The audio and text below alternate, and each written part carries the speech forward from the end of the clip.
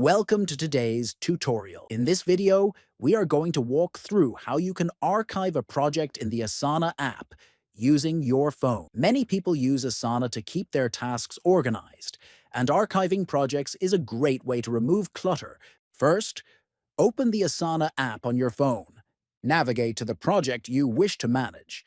Next, tap on the three dots located at the top right of the project screen. Finally, from the menu, select the option that says Archive.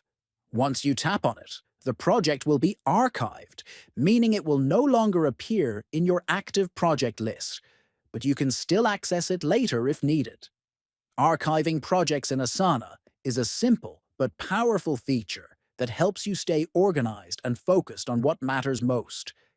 It keeps your workspace clean while preserving past work for reference. If you found this tutorial helpful, consider subscribing to the channel, liking the video, and sharing it with others. Thanks a lot for watching, and see you in the next video.